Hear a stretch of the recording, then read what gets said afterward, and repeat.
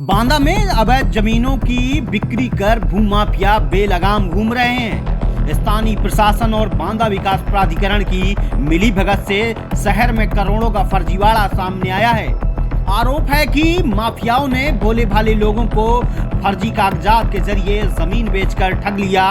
सूत्रों के मुताबिक माफिया नटवर लाल नदीम उर्फ बिट्टू के आपराधिक इतिहास पर पुलिस ने चुप्पी साध रखी है। संगठित गिरोह ने ठगी का बड़ा नेटवर्क तैयार कर रखा है।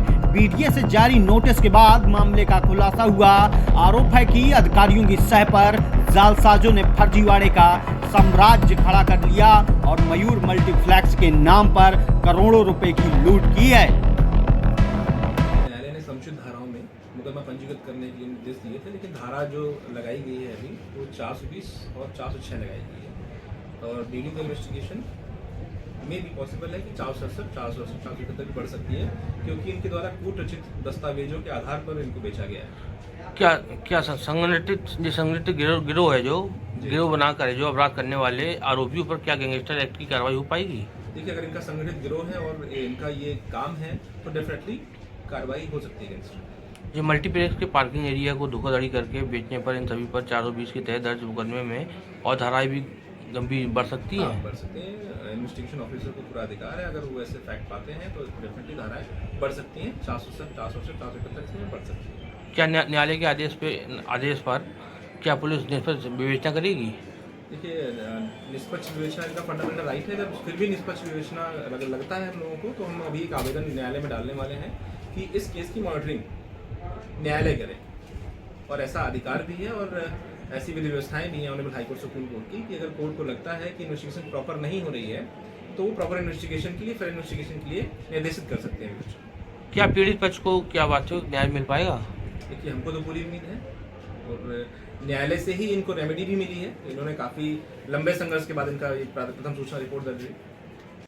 इस पूरे मामले को लेकर आरोपियों के खिलाफ केस दर्ज हुआ है, लेकिन प्रशासन की ढिलाई के चलते वह अब भी खुलेआम घूम रहे हैं। बीडीए की चुप्पी पर भी सवाल उठ रहे हैं। चर्चा है कि माफिया पूरा महकमा अपनी जेब में रखे हुए है और नोटिस देकर महज खाना पूर्ति की जा रही है। प्रमोद जी, आप बीडीए के खिलाफ बीडीए से कई सवाल कर चुके हैं, आरटीआई तमाम डाल चुके हैं। इस समय ये मयूर मल्टीप्लेक्स का भी मामला चल रहा है, जिसमें फर्जी तरीके से पार्किंग की ज़मीन बेच डाली है। मुकदमे 4 लोग के ऊपर हुए हैं। तो किस प्रकार से बीडीए फर्जीवाड़ा कर रहा है और आपको जवाब में किस तरह से उनसे मिलता है?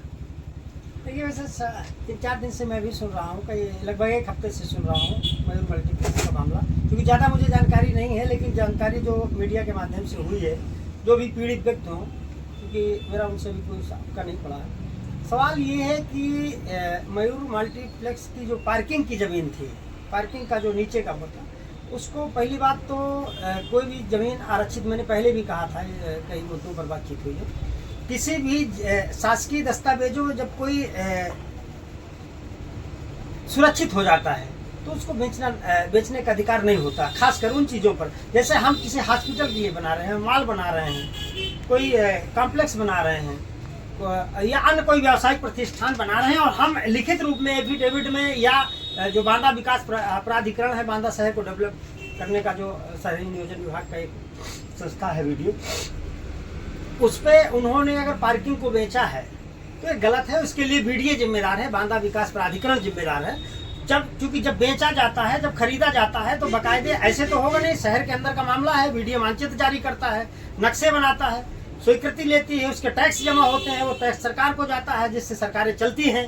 तो अगर मयूर मल्टीप्लेक्स में उन्होंने जमीन, चूंकि खरीदने वाला तो खरीद लिया ना, मैंने बताया खरीदने वाला खरीद लिया, उसको नहीं मालूम था किसने खरीदा किसने बेचा। लेकिन एक जो आजकल जिनको मैं तो चूंकि जानता नहीं हूँ, एक नटवर लाल है कोई मियाँ साहब, उन्होंने बेचा और फ्रॉड करके बेचा, ये भी मैंने सुना है। तो जब जो खरीदने वाला है बेचारा, उसको क्या मालूम कि जमीन कैसी है, उन्होंने बना दिया मेरा है, मुझे बेचना है, पैसे की जरूरत है, अगले आदमी ने खरीद लिया, लेकिन उसके साथ 420 हुई, जो मेरी समझ है। लेकिन उसके लिए वीडियो को, चूंकि वीडियो जब वो बेच रहा है तो वीडियो फिर से वीडियो जाना चाहिए था उसको, स्वीकृति लेनी चाहिए थी, मानचित्र में संशोधन कराना चाहिए। अब सवाल ये है कि उस पूरे कॉम्प्लेक्स में मानचित्र बीडीए ने जारी किया कि नहीं जारी किया। अगर नहीं जारी किया, मामला हाई फाई है, चल रहा है, तो उसको ध्वस्त होना चाहिए उस कॉम्प्लेक्स को। दूसरी बात, उन जालसाजों के खिलाफ 3-4 जो हैं, संजय और कोई निगम श्रीवास्तव हैं, कोई राय साहब हैं, और जिन्होंने बेचा, जिन्हें बांदा का नटवर लाल के नाम से लोग चर्चित हैं, जानते हैं, उनके खिलाफ कार्रवाई होनी चाहिए, वीडियो को करनी चाहिए, क्योंकि उन्होंने उसके साथ फ्रॉड किया।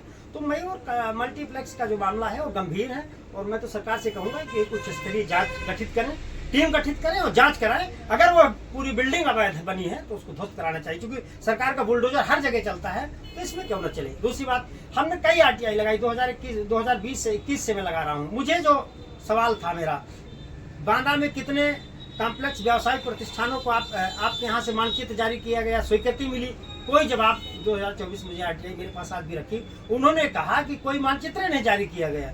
किसी भी बांदा में कोई कंपनी, तमाम प्लाटिंग हो रहे हैं, किसी भी कंपनी को बीडीए के यहाँ से कोई अनुमति नहीं है, कोई रजिस्ट्रेशन नहीं है प्लाटिंग करने का। जमीनों का आदान प्रदान, बेचना और खरीदना जम करके सरकारी टैक्स की चोरी की जा रही है, और मुझे लगता है क्योंकि बीडीए भी उसमें शामिल है, तो बीडीए के कारनामों की जांच होनी चाहिए लगातार 10 सालों के, और मयूर मल्टीप्लेक्स के साथ जो हुआ, जिसने खरीदा, उसको न्याय मिलना चाहिए। हालांकि अब तक नटवरलाल, नदीम उर्फ बिट्टू, नितेश अग्रवाल, संजय गुप्ता और वीरेंद्र कुमार राय की गिरफ्तारी नहीं हो सकी है। गिरोह का सरगना नदीम उर्फ बिट्टू बताया जा रहा है। इस पूरे मामले को लेकर बांदा में बीडीए की कार्यप्रणाली पर भी सवाल खड़े कर दिए हैं, और संस्था को भ्रष्टाचार का मॉडल कहा जाने लगा है। सबसे चौंकाने वाली बात यह है कि बीडीए के पास इन जमीनों का भी कोई रिकॉर्ड नहीं है। यह खुलासा एक आरटीआई आवेदन के जरिए हुआ है। Bureau report, Bharat state, Banda.